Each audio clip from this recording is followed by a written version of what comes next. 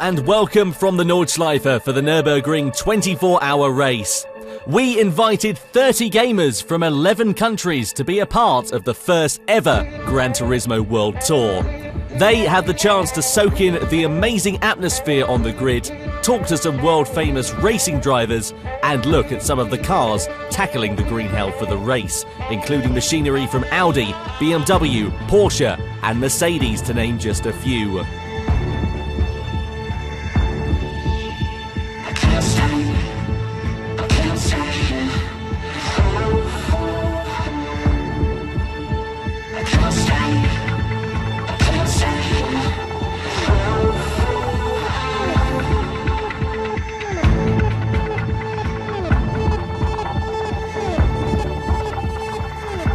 Over 200,000 people were packed into the grandstands, and we gave our competitors a front row seat in one of the most prestigious areas on the track to see over 100 cars hurtling into the first corner as the 24-hour race got underway.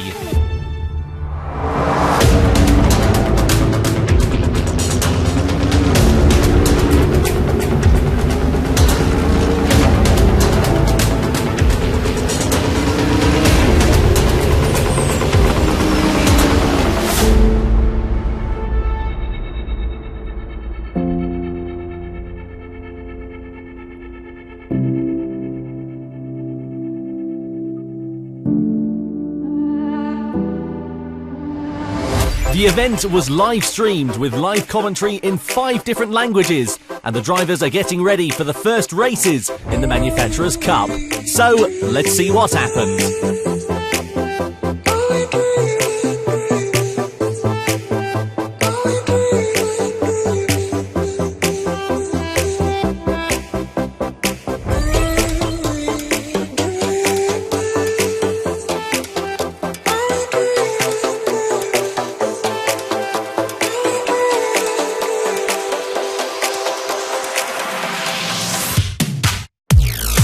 The first race in the Manufacturers' Cup saw Toyota starting from pole position. However, going into the Rettifilio for the first time, it was a 3-way dice for the lead, which saw Mercedes taking the early advantage.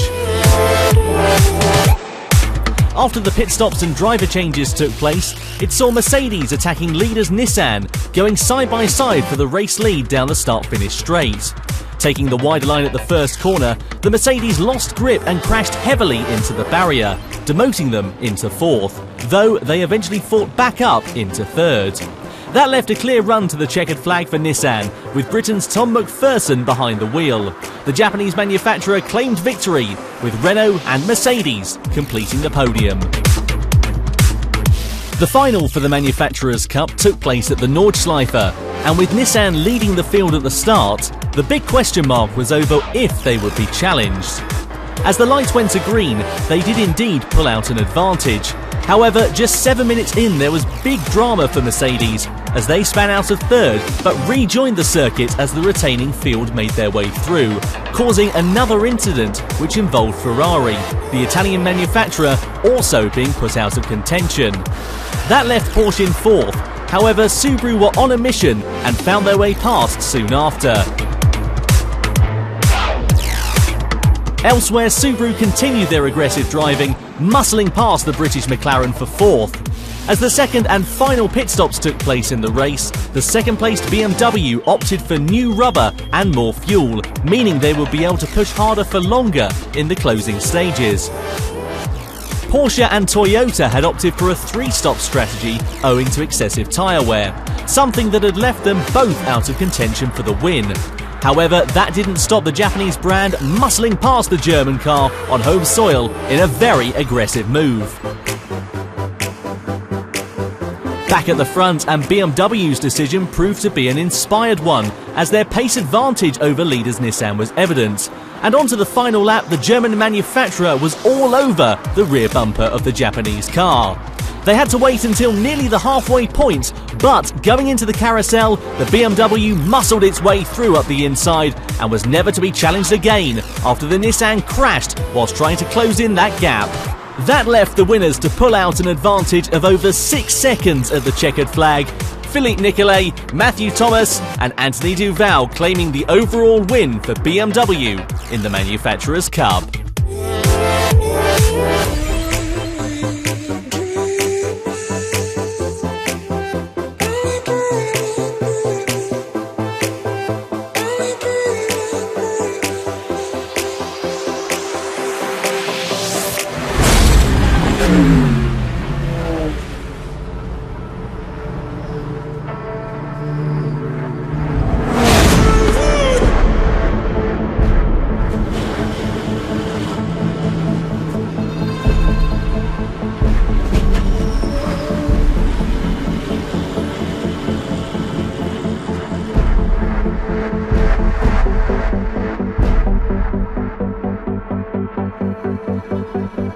As the 24-hour race continued into the night, there was action aplenty, not only on track but also at the Gran Turismo World Tour, as gamers set about gearing up for the Nations Cup.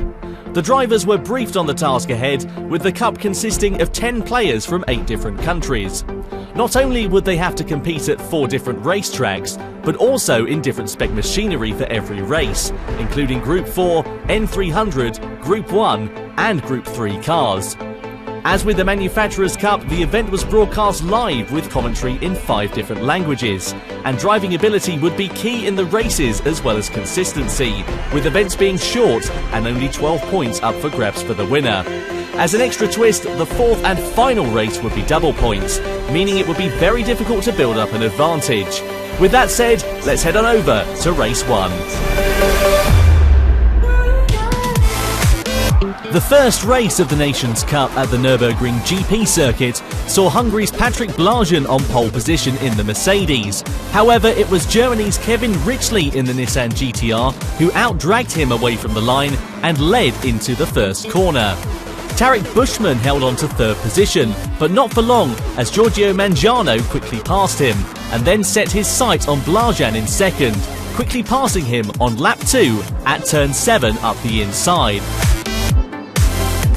Further back, Anthony Duval got the better of Ed Williams for 4th, as the main players left it late to pit in the last couple of laps. There was drama for Mangiano as he crossed the white line on pit exit and received a penalty, eliminating him from the fight for victory. Richley and Blajan pitted at the end of lap 4, whilst Bushman, Duval and Bruno Ferreira stayed out and inherited the top 3 positions, all of them attempting to run to the end without pitting. On the final lap, Ferreira in the Audi made a move on Bushman for 2nd, with the Portuguese driver passing him up the inside at turn 10.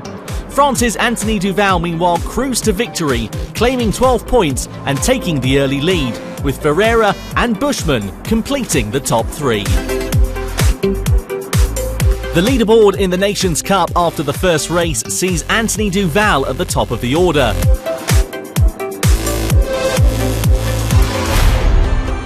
Race 2 at Interlagos had Anthony Duval leaving the competition behind as the lights went out, as both Ferreira and Bushman struggled to get away. At the first turn, Blajan was up into 2nd and Kimmo Kaisler into 3rd. The Finn's run wouldn't last for long though, as he came under pressure from Britain's Martin Grady.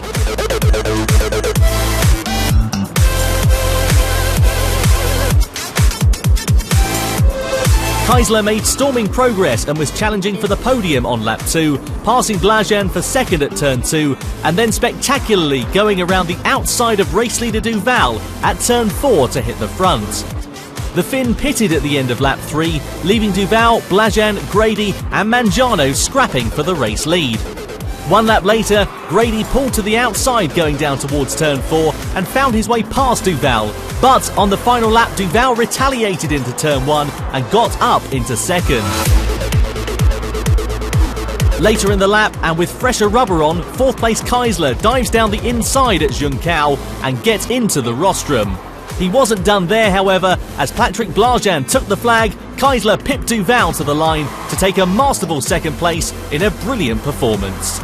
The leaderboard in the Nations Cup after race 2 sees Anthony Duval and Patrick Blajan separated by just 1 point at the top of the table. The third instalment of the Nations Cup was held at the legendary Autodromo Nazionale Monza in Italy and saw Race 2 winner Patrick Blajan leading the field into Turn 1 behind the wheel of his Group 1 Porsche 919. Further back, hometown hero Giorgio Mangiano got past Anthony Duval for third, but all eyes were on Kimmo Kaisler as he sold Blazan a dummy out of Ascari and pulled alongside, but Blazan held on to his lead through Parabolica. Fast forward to lap 3 and Mangiano continued his ascension through the field, going around the outside through Curva Grande and making a move stick with the inside line at the Della Roggia chicane. All the front runners pitted at the halfway stage to take on new tyres and fuel, but it was Mangiano who managed to make the most of them, using the slipstream to full effect by pulling alongside on the start-finish straight to take the lead away from Blajan. Finland's Kimmo Kaisler span out of 4th place at the start of lap 8, falling into the lower half of the top 10. An incredible performance, however, saw Giorgio Mangiano taking the win and making it 3 winners in 3 races, meaning it's set to be very unpredictable ahead of the final. A look at the leaderboard in the Nations Cup after race 3 sees Patrick Blajan on 29 points. Giorgio Mangiano has made his way up, meaning that he has an outside chance of the title. The eagerly awaited final at the Lago Maggiore circuit saw 20 laps for the drivers to tackle, and Giorgio Mangiano losing his lead to Patrick Blajan into Turn 1. It wouldn't be too long before he retaliated, however, pulling out of the slipstream and going to the inside for the first corner to lead the way. Further back, Dutchman Angelo Schutt lost ground as he tried to get in on the podium battle. Back at the front, however, and Blajan tried to pass Mangiano into Turn 11, but couldn't make the move stick, and by lap 6 had also lost out to Anthony Duval's Toyota. Blajan sent it down the inside at Turn 1, but ran too deep and allowed Kaisler to close up on the duo. Blajan and Kaisler ran nose to tail, but out of Turn 11, contact between the two sent Blajan spearing towards the barrier and out of contention for the victory. To compound his woes, the Hungarian also received a time penalty for a pit stop infringement. Mangiano pitted from the lead at the halfway stage of the race, but soon found himself embroiled in a battle at the front between Schutt and Kaisler. Schutt pulled to the outside of the Italian and going into Turn 11 held his line in a gutsy manoeuvre to take the lead. The trio ran wide in the final sector and made contact several times, but onto the penultimate lap it was Mangiano in front, with Kaisler and Schutt duking it out close behind. The Finn and the Dutchman connected through Turn 16, but both managed to stay on the podium. However, the class of the field was Giorgio Mangiano, who claimed the win and on countback takes the World Tour Nations Cup after tying on points with Patrick Blajan. An incredible performance and a very memorable event.